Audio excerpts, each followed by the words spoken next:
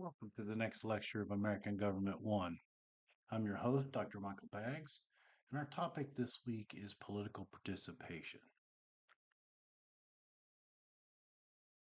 Political participation refers to a wide range of activities in politics, including such things as voting, attending political events, and contributing to or volunteering for a campaign.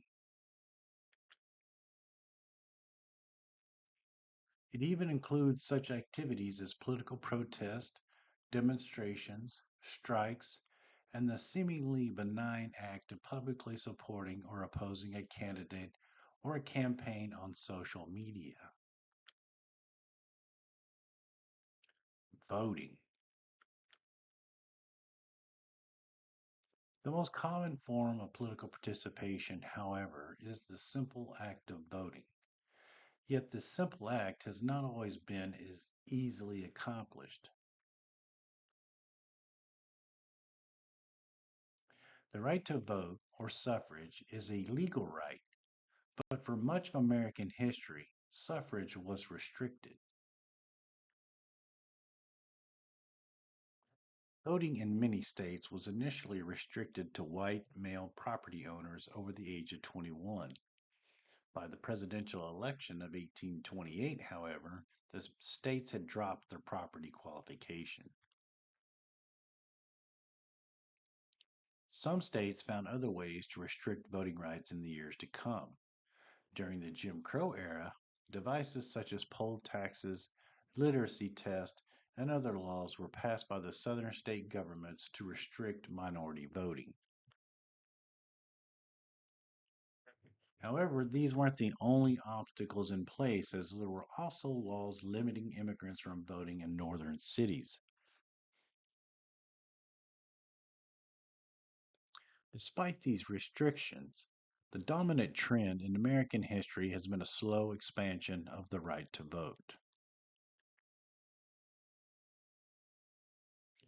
To preempt state restrictions on voting, the federal government resorted to constitutional amendments and federal law.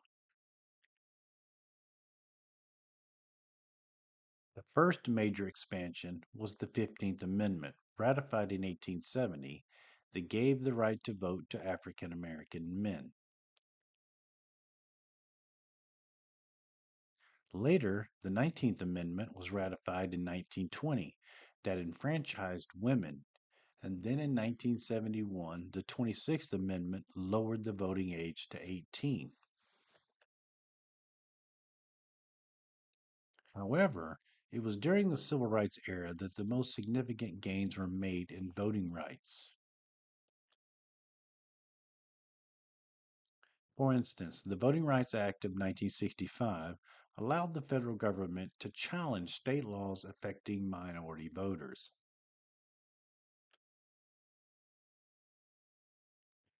Digital participation. Digital political participation refers to activities designed to influence politics using the internet. This includes activities such as merely visiting a candidate's website, organizing events online, commenting on political events, or signing an online petition. Social media allows for person to person communication and broadcast capability, and it can make possible tiny acts like sharing, following a candidate or organization, liking a post, commenting that can scale up to dramatic changes. These scaled up acts include real world political protest, voter mobilization drives, and the election of candidates and parties to government. Politicians use social media as well, as it allows for the discussion of issues and mobilization of supporters via Facebook, TikTok, and X. Digital politics can create punctuated, explosive bursts of collective action, yet some critics dismiss social media as collectivism. forms of participation that require little effort and may not convert to offline acts of participation. Yet digital politics encourages information gathering, interactions, and it is associated with an increased likelihood that a person will vote and contribute to a political campaign. Digital politics may foster increased participation for a number of reasons. Political information online is in depth and readily accessible 24 hours a day, and access is often free. Then there's accidental mobilization to politics. Internet users may see political news, ads, or campaign events on social media, in Google searches, and so on that activates political participation. Digital participation requires less effort and may attract people with only moderate political interest, reversing the decline in political participation. However, digital participation does have its drawbacks. It can create echo chambers or filter bubbles, where individuals communicate only with people who share their views. Online political participation could lead to increased ideological polarization, as people will often only trust news from like minded sources, dismissing news from other sources. This filtering of political information can lead to confirmation bias. Confirmation bias is the tendency to search for, interpret, favor, and recall information in a way that confirms or supports one's prior beliefs or values. People display this bias when they select information that supports their views, ignoring contrary information, or when they interpret ambiguous evidence as supporting their existing attitudes.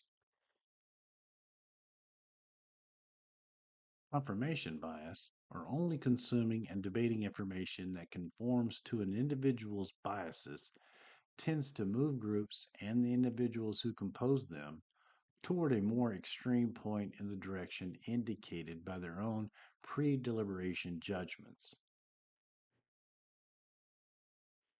This group polarization can lead to extremism and radicalization, and it is exacerbated by the plethora of political viewpoints online.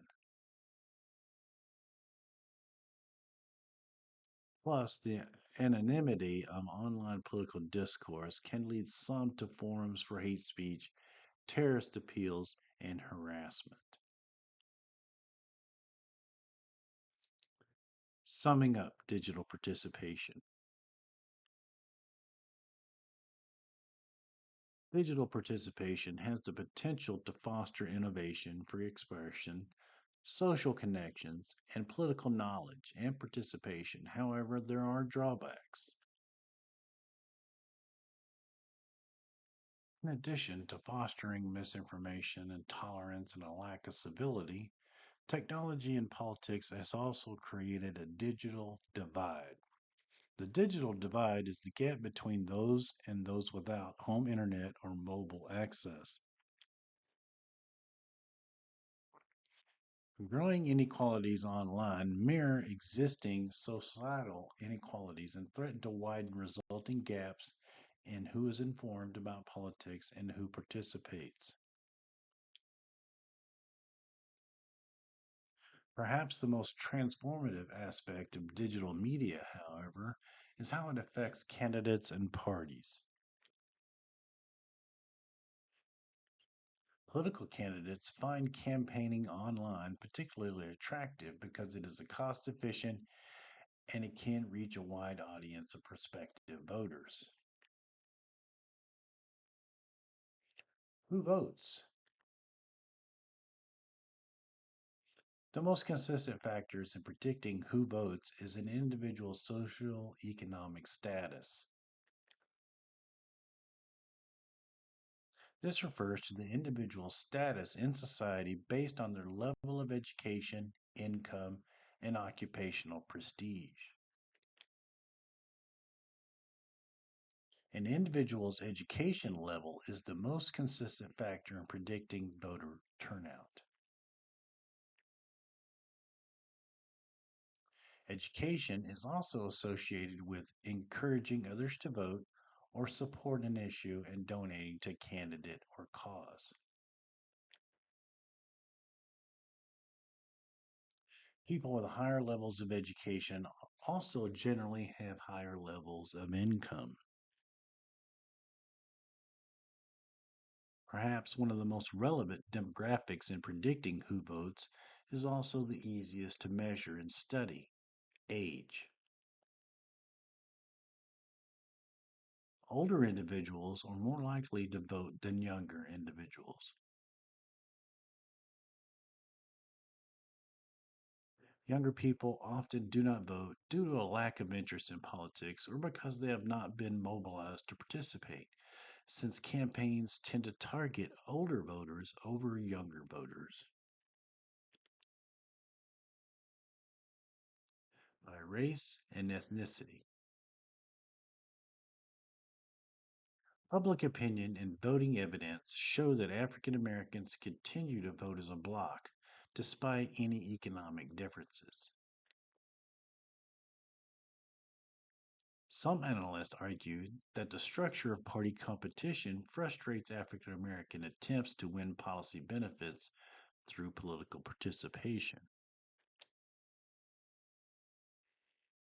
The votes of African Americans are taken for granted by the Democratic Party, and they're often not courted by the Republican Party.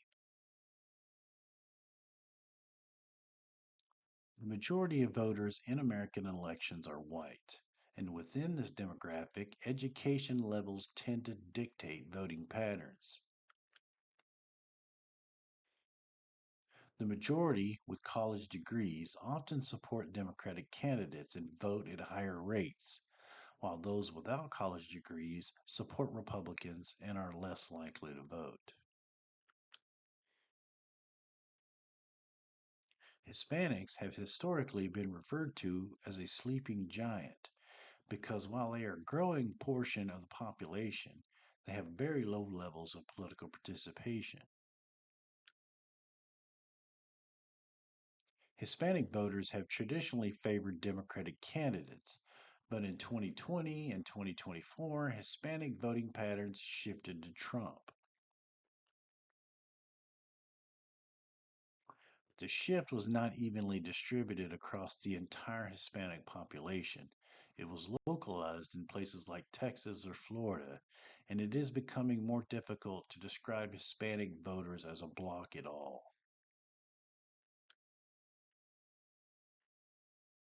In Texas, there was a major localized Hispanic shift that occurred in places like Starr County along the Rio Grande.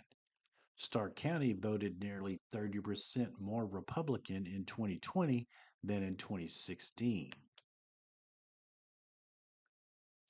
By contrast, the mean shift in vote from 2016 to 2020 in Texas Hispanic majority counties was 7.5%. Rio Grande counties and those in Texas Southern Tip swung by more than 10%, while East Texas Hispanics shifted less. Asian Americans have a strong political presence in several states, but their turnout rates are similar to Hispanics. The diversity of the Asian population has impeded the development of a group based political power, but they have moved towards the Democratic Party in recent elections. Gender and participation. When one studies political participation of men and women in the aggregate, differences between the two emerge. Women register to vote at rates similar to men, but are more likely to vote. Men vote Republican at higher rates while women vote Democrat at higher rates. These differences are referred to as the gender gap, which is a distinctive pattern of voting behavior reflecting the differences in views between women and men. Women are more likely to oppose military activities and to support gun control and social spending for healthcare and education. Men tend to prioritize issues like tax cuts, national defense, and business interests more than women. The gender gap runs around 10 percentage points in presidential elections, but it reached 12 percentage points in the 2020 election.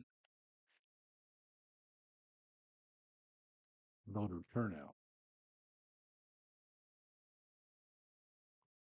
American voter turnout is defined as the percentage of eligible voters who actually vote, and nationally, this number is relatively low. Turnout reached a modern low in 1996 with 52%, but reached a modern high in 2020 at 67%.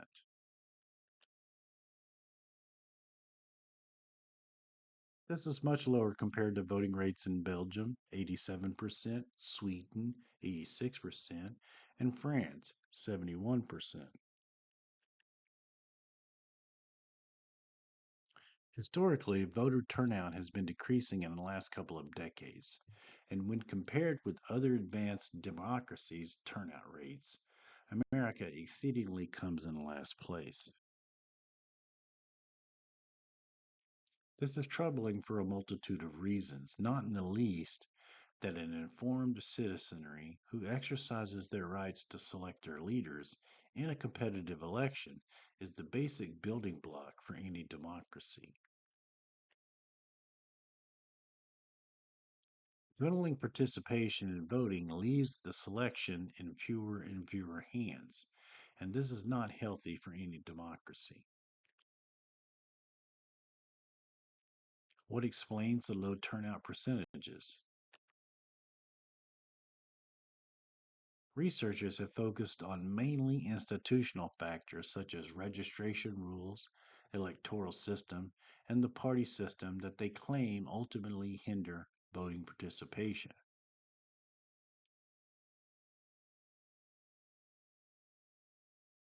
These factors are the easiest to measure and collect data on, yet there are multiple factors that can influence voting turnout rates from the competitiveness of the race to the weather on election day.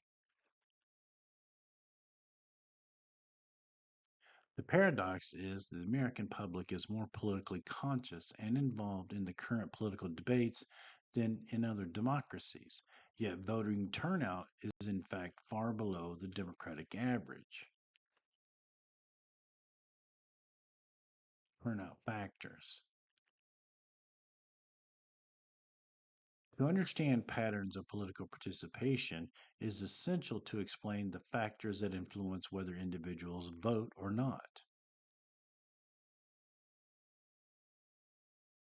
Individual characteristics help explain participation levels, such as social economic status, in that those with more education and money tend to participate more.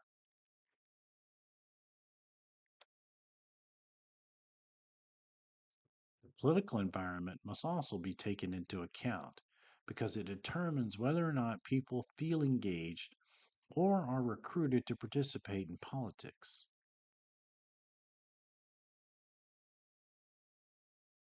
The most significant factor affecting political participation is whether people are mobilized by the parties, candidates, interest groups, or social movements. Mobilization is the process by which large numbers of people are organized for a political activity.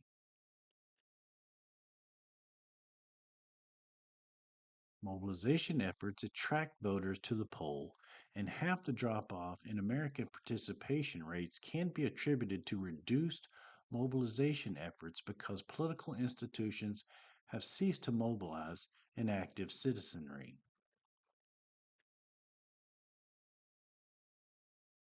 Political parties and interest groups became essentially fundraising and advertising organizations, and their connections to citizens seemed to extend no further than citizens' checkbooks.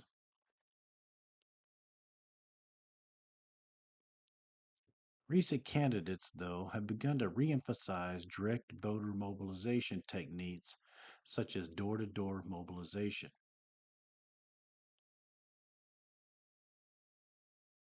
Research has shown that personal canvassing has the greatest influence on voting turnout, raising it by 9.8%, whereas direct mail's influence is only 0.06%, and telephone calls have no discernible effect.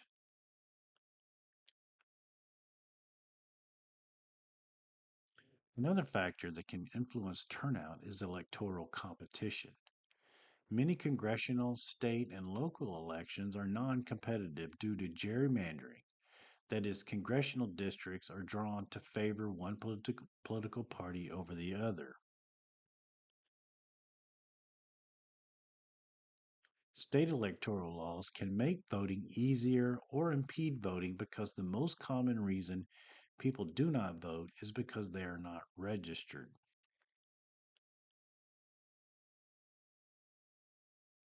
Registration requirements vary by state, and the impact of these requirements is often greatest on people who are young, less educated, and less affluent.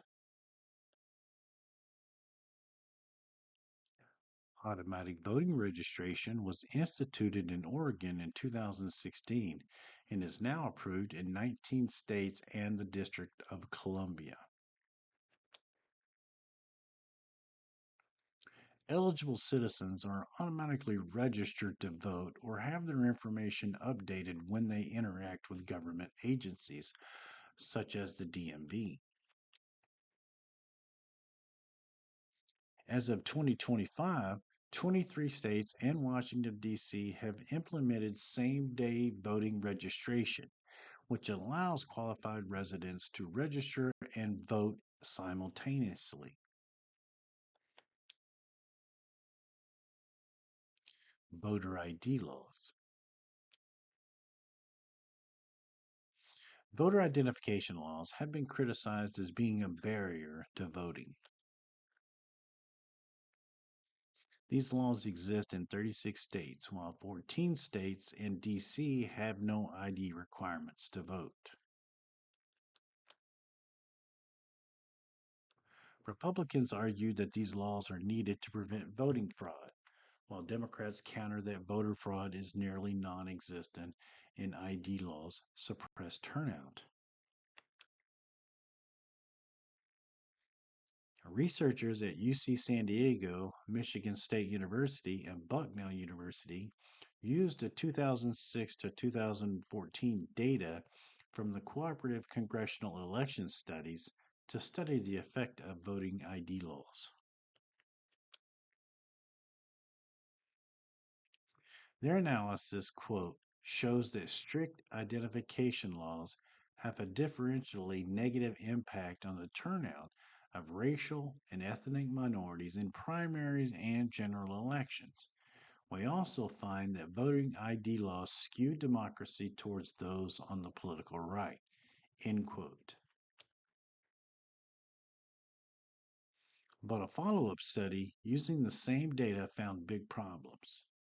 In the 2006 CCES, the estimated turnout rate was 10 points below the actual turnout in 15 states, most of which showed practically zero turnout according to the CCES. Virginia had almost no validated voters in 2008 in the dataset. Given these errors in the 2006 and 2008 data, those years should have been excluded from the study but were not. Also, the researcher's main model didn't control for variables that could have influenced the results, such as incumbency, electoral competition, or gerrymandered districts. The original study concluded that voting ID laws lowered turnout by 6% in states that had no voting ID laws to begin with. When the follow up researchers fixed the errors and reran the model, they produced different findings. After a voting ID law is passed, white turnout remains relatively flat in general elections and goes slightly up in primaries, while Hispanic turnout generally remains about the same. But it's too small of a result to reach any sweeping conclusions, meaning it's not statistically significant.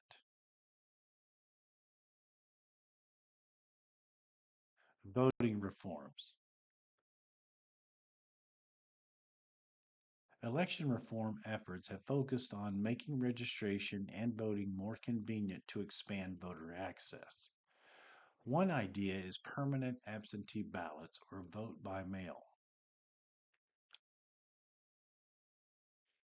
There's an option in some states to have a ballot sent automatically to the voter's home for each election. 30 states have some form of home voting, defined as all mail or no excuse absentee voting. The main issue with absentee ballots is that they depend on the effectiveness of the Postal Service to deliver the ballots on time. In California's 2022 election, over 226,000 mail in ballots were rejected by election officials.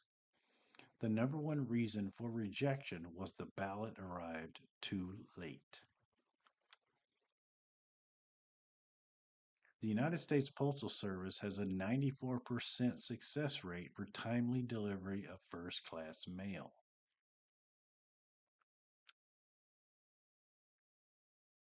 A 6% failure rate translates into 6% of voters being disenfranchised.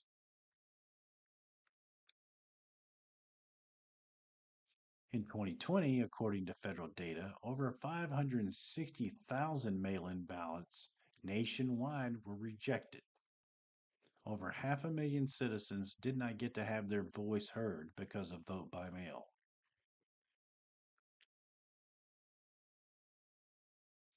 Other reforms that several states have implemented or are working on is automatic voter registration, where individuals who interact with government agencies like the DMV are automatically registered to vote unless they opt out. We talked about this before. Then there's the already mentioned same day registration that allows voters to register and vote at the polling place on election day. Another way to expand access is early voting, and currently 47 states have some form of it.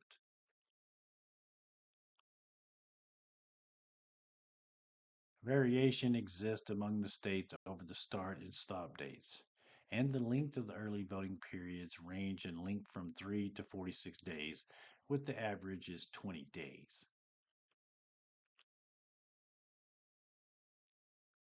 There are also movements in some states on restoring voting rights for individuals who completed felony sentences. Many states have adopted online voting registration to streamline the registration process. The end. References.